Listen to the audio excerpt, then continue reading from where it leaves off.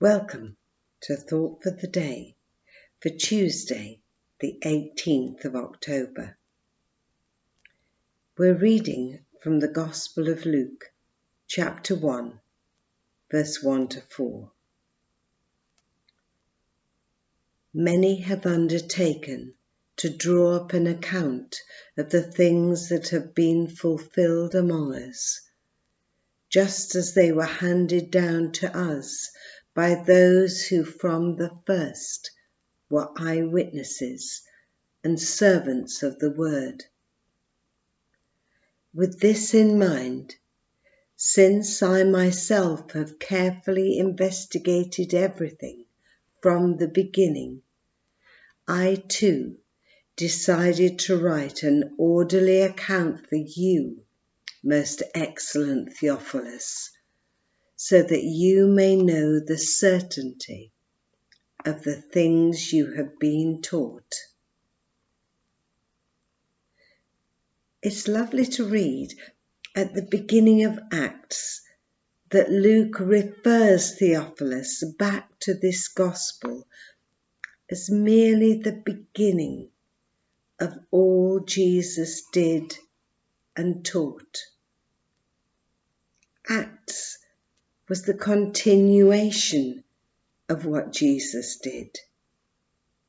Our lives are the continuing chapters of what Jesus is doing right now.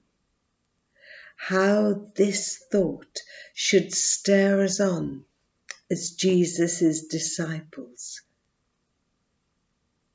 seeking to listen to the Holy Spirit and be obedient to all He shows us, should be our passion. Teresa of Avila said that we are the hands and feet of Jesus in this world right now. Luke went to great pains to check that his gospel was as accurate as possible. He would have interviewed those who were eyewitnesses. I love to imagine them sitting and recounting with shining eyes their memories of Jesus, his teachings, his miracles, all that he said and all that he did. I wonder how long Luke spent just listening entranced to Mary, telling all her memories, the dots joining up in his brain as he realized God's wonderful plan. Then there would have been the long hours assembling all these memories into a coherent form for his first 2 chapters, seeking always the guidance of the Holy Spirit and his whispers. Mary would have helped with the 3rd chapter too, for John the Baptist was her nephew.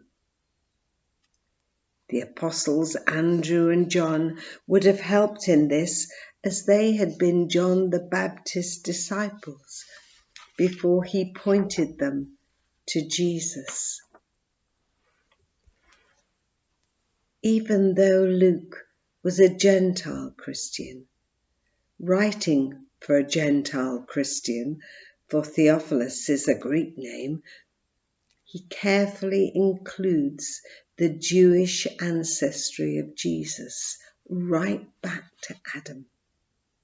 For to the Jews, ancestry was of great importance. Theophilus was most likely Luke's rich patron. He would have the gospel carefully copied out and then distributed. How it will be cherished by its recipients.